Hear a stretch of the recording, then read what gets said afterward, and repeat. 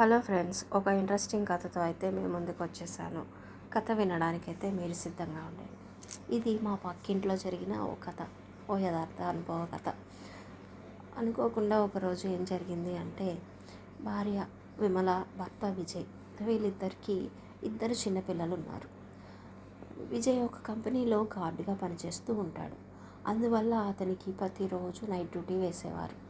ఇక రాత్రి 8 అవుతుంది అనేటప్పటికల్లా భర్త నైట్ డ్యూటీకి బయలుదేరేవాడు. సరిగ్గా భర్త వెళ్ళేసరికల్లా ఇంటి గేటుకి తాళం వేసుకొని, తరువాత ఇంట్లో తలుపులకి కూడా తాళాలు వేసుకొని తను చిన్నపిల్లల్ని చిన్నపిల్లలతోటి అలాగా తను తన జీవితాన్ని కొనసాగిస్తూ ఉండేది. అయితే ఎప్పట్లాగే ఆ రోజు కూడా భర్త డ్యూటీకి వెళ్ళిపోయాక తన చిన్నపిల్లలు కాబట్టి తన పిల్లలు చాలా చిన్నవాళ్ళు అవడం వలన టీవీలో రైమ్స్ చూస్తామని పేచీ పెడితే రైమ్స్ చూడమని చెప్పి తను నెమ్మదిగా వంటగదిలోకి వెళ్ళి తన పని అయితే చేసుకుంటూ ఉంది. ఇలా తన పని ముగించుకొని ఇంటికి వచ్చేసారు.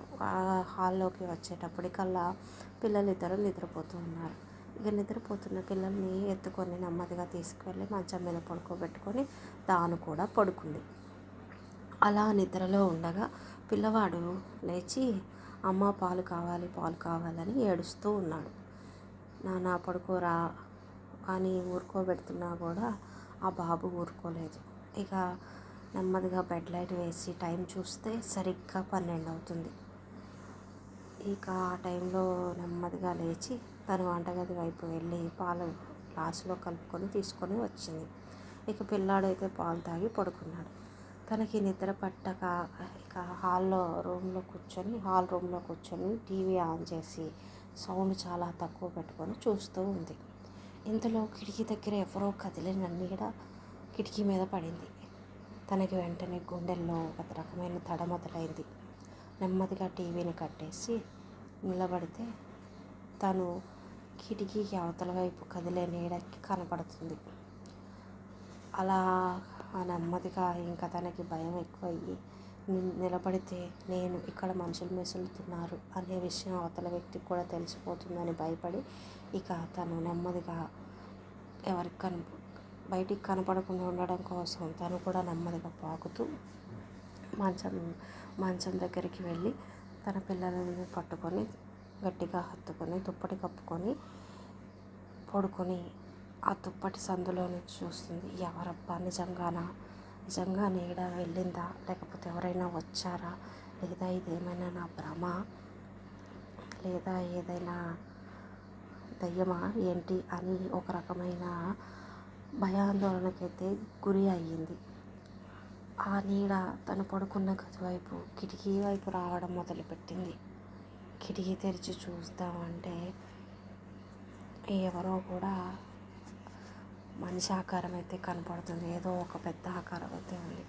సరిగ్గా కిటికీ దగ్గరికి వచ్చి కిటికీని గట్టిగా ఇదిలిచ్చిన శబ్దం వచ్చింది. అది విన్న వెంటనే తనకి భయం మరింత రెట్టింపైంది.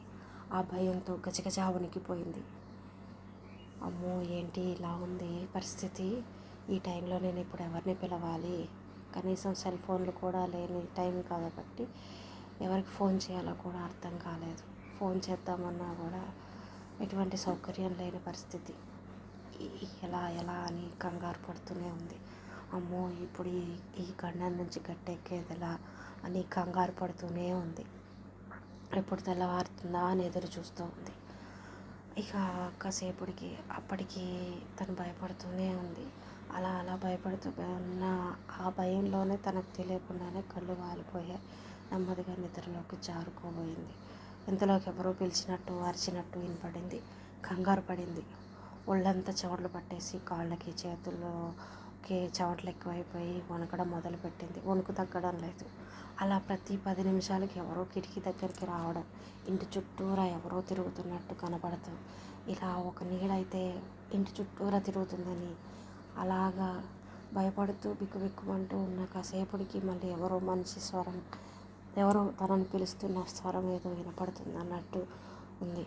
ఆ భయంతో తన పిల్లల్ని ఇంకా గట్టిగా పట్టుకొని అలా తెలియకుండా నెమ్మదిగా ప్రాణాలను ఒగ్గబెట్టుకొని అలా మైకంలోకి అయితే తెలియని అపస్మారక స్థితిలోకి అయితే నెమ్మదిగా వెళ్ళిపోయింది. అంత మైకంగా మొత్తానికి తను భయం వల్ల తెలియని మైకంలో అయితే నిద్రపోయింది తెలియకుండానే. మొత్తానికి తెల్లవారింది.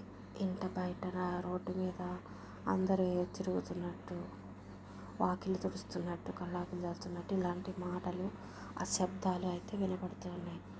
ఓ అమ్మయ్య, అయితే అంతా బాగానే ఉంది, తెల్లారిపోయింది అన్నమాట అని చెప్పి భయపడుతూ నేను నెమ్మదిగా తలుపు అయితే తీసి చూసింది.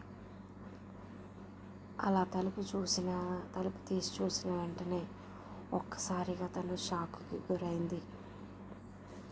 ఆ షాక్ ఏంటో తెలుసుకోవాలంటే ఫ్రెండ్స్ రేపటి ఎపిసోడ్లో చూడండి ఫ్రెండ్స్.